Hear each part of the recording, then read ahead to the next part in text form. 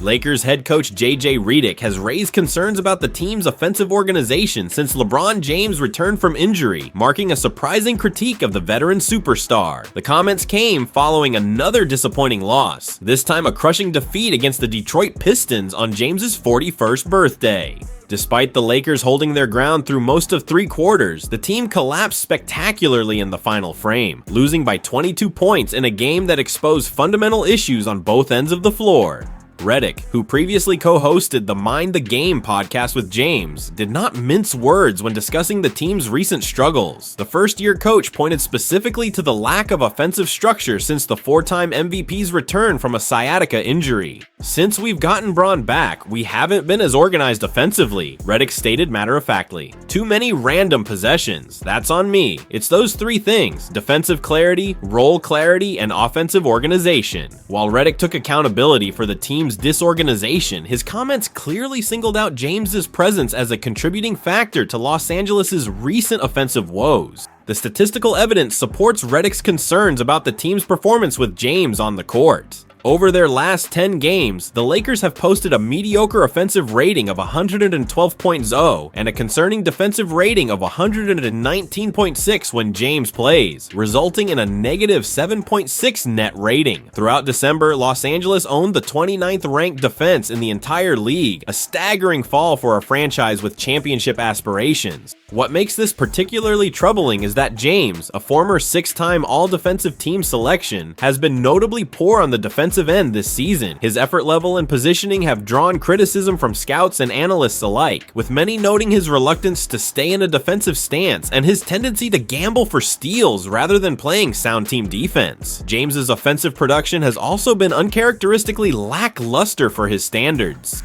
Through 14 healthy appearances this season, the all-time leading scorer is averaging just 20.5 points per game on shooting splits of 50.7% from the field, 31.7% from three-point range, and 67.1% from the free throw line. His assists have dropped to 6.7 per game, while he's grabbing only 4.9 rebounds in 33 minutes nightly. These numbers represent a significant decline from his typical production, even accounting for his advanced age. In the loss to Detroit, James managed just 17 points on an inefficient 6 for 17 shooting from the field, while also committing 5 turnovers against only 4 assists. The timing of Redick's critique couldn't be more critical, as the Lakers navigate a challenging stretch without guard Austin Reaves, who is sidelined for approximately 4 weeks with a calf injury. Reaves has arguably emerged as the team's second most important player behind superstar guard Luka Doncic, making his absence particularly painful for a squad already struggling to find consistent rhythm. With Reaves out, the responsibility falls heavily on James to elevate his play and provide the secondary playmaking and scoring punch the Lakers desperately need. However, Redick's comments suggest that James's current approach may actually be hindering rather than helping the team's offensive flow. Redick emphasized the need to return to fundamental basketball principles to address the Lakers' mounting issues. "I really believe in getting back to basics and understanding the needs of the team and each guy, creating more clarity," the coach explained.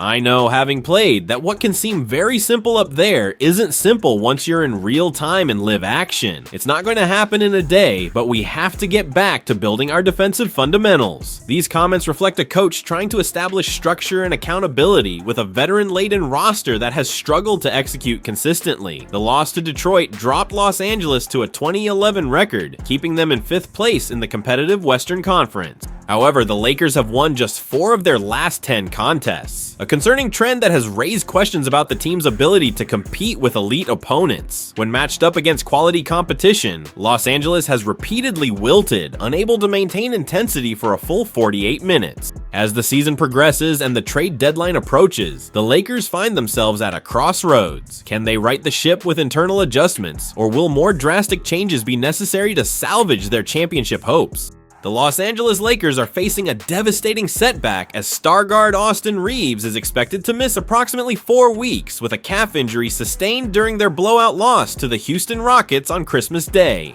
The injury represents a crushing blow to a Lakers team already reeling from 3 consecutive double-digit defeats and struggling to find any defensive identity. Reaves, who has arguably become the team's second most valuable player behind superstar Luka Doncic this season, will leave a massive void in both the starting lineup and the team's overall chemistry at a critical juncture of the campaign. The injury occurred during the second half of the Lakers' embarrassing 119-96 home loss to Houston, forcing Reaves to miss the entire fourth quarter as the game spiraled completely out of control. Prior to exiting, Reaves had been one of the few bright spots for Los Angeles, showcasing the two-way versatility that has made him indispensable to coach JJ Redick's system. The timing couldn't be worse for the Lakers, as they've now lost 4 of their last 5 games, with 7 of their last 12 defeats coming by double-digit margins. The team's inability to compete consistently against quality opponents has exposed fundamental weaknesses that Reaves' presence had helped mask throughout much of the season. Reaves' impact on the Lakers' success cannot be overstated. The 26-year-old guard has been the connective tissue between the team's 3 ball-dominant stars, LeBron James, Luka Doncic, and himself. His ability to play both on and off the ball, combined with his improved defensive intensity and playmaking instincts, has made him the perfect complement to the Lakers' star-studded roster. When Reaves is on the court with Doncic, the Lakers' offense hums with precision and purpose. His willingness to make the extra pass, crash the offensive glass, and guard the opposition's best perimeter player has elevated Los Angeles to one of the Western Conference's most dangerous teams when operating at full strength. With Reaves sidelined, the Lakers will be forced to lean even more heavily on the aging James, who is currently in the midst of his record-extending 23rd NBA season.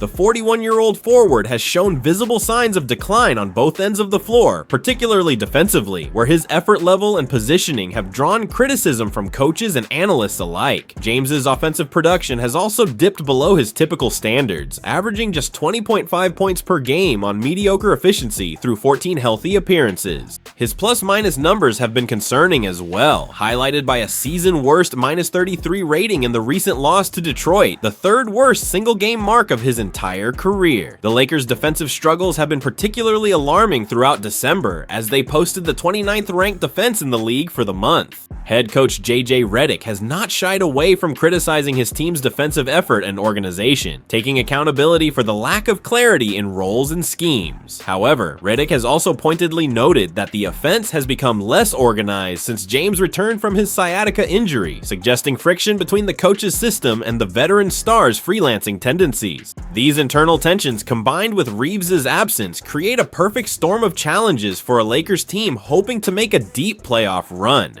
The burden now falls on Doncic to carry an even heavier offensive load during Reaves' absence. The 5-time All-NBA first-team selection has been spectacular this season, leading the Lakers in both scoring and playmaking while showing improved defensive engagement. In the loss to Detroit on LeBron's birthday, Doncic put up 30 points and 11 assists, demonstrating his ability to shoulder the offensive responsibilities. However, asking him to maintain that level of production over an extended stretch without his backcourt partner could lead to burnout or injury, further compromising the Lakers' championship aspirations. The team will need role players to step up significantly if they hope to tread water until Reaves' return. Guard rotation depth becomes critical for the Lakers moving forward. The Los Angeles Lakers are reportedly exploring an under-the-radar trade that could address their most glaring roster weakness without sacrificing valuable draft capital or rotation pieces. According to recent reports from NBA insider Sam Vecenie on the Game Theory podcast, the Lakers have expressed interest in Toronto Raptors wing Ochai Agbaji, a 24-year-old defensive-minded player who could provide the 3-and-D skill set that Los Angeles desperately needs. While the move may not generate headlines like pursuing a superstar, it represents the type of smart, low-risk acquisition that could significantly improve the Lakers' championship odds by addressing specific roster deficiencies. Agbaji's profile fits the Lakers' needs almost perfectly. The former Kansas Jayhawks standout and 2022 national champion brings legitimate size at 6'5" and possesses the physical tools to defend multiple positions on the perimeter. His ability to guard opposing teams' best scorers without requiring help defense would immediately upgrade a Lakers defense that has ranked among the league's worst throughout December. More importantly, Agbaji is the type of player who thrives in a complementary role, cutting hard to the basket, running the floor in transition, and spotting up in the corners for open three-pointers.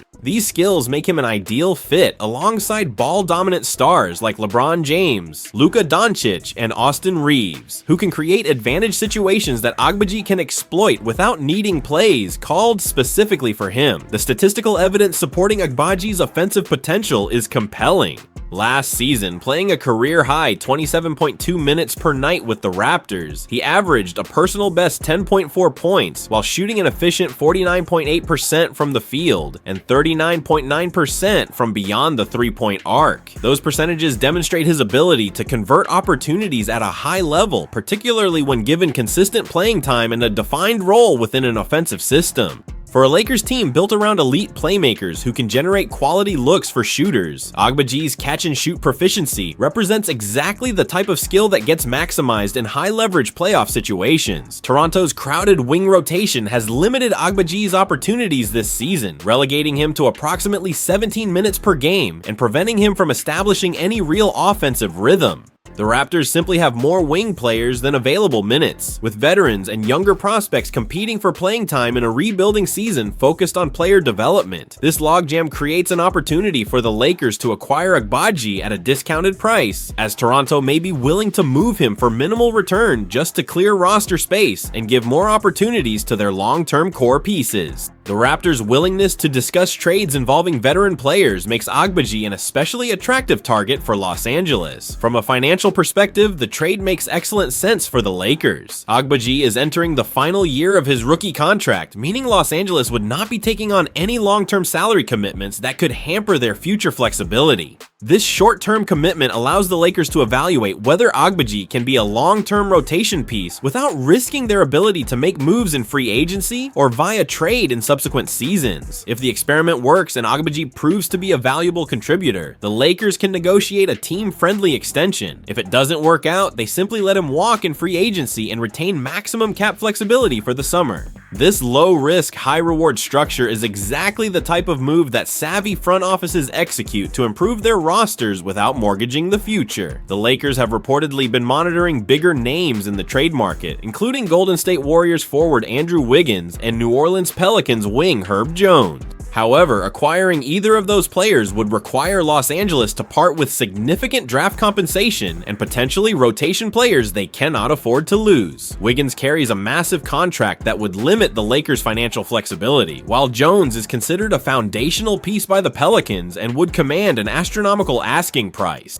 In contrast, Agbaji represents a more attainable target who could provide similar defensive value and floor spacing at a fraction of the cost. His acquisition would allow the Lakers to preserve their limited trade assets for a potential deadline deal involving a more impactful player. The defensive upgrade Agbaji would provide cannot be overstated. The Lakers currently rank 29th in defensive rating for the month of December, a shocking statistic for a team with championship aspirations. Much of this defensive collapse stems from their inability to contain opposing perimeter players and their lack of wing depth behind LeBron James and Rui Hachimura. Agbaji's ability to handle point-of-attack assignments, fight through screens, and rotate effectively would immediately improve Los Angeles' perimeter defense. His physical strength allows him to bang with bigger wings, while his lateral quickness enables him to stay in front of quicker guards. This versatility is invaluable in today's NBA, where teams routinely switch defensive assignments and ask wings to guard multiple positions. Coach J.J. Redick has emphasized the need for defensive clarity and organizational improvements following the team's recent struggles. Adding a player like Agbaji who understands his role and executes it consistently would help address those concerns. Unlike some veterans who need the ball in their hands to be effective, Agbaji thrives in structured systems where he knows exactly what's expected of him. His willingness to do the dirty work, such as setting screens, crashing the offensive glass, and taking charges on defense, endears him to coaching staffs and makes him the type of glue guy that successful teams require. For the Lakers, who possess plenty of offensive firepower but lack defensive toughness, Agbaji represents the perfect complementary piece.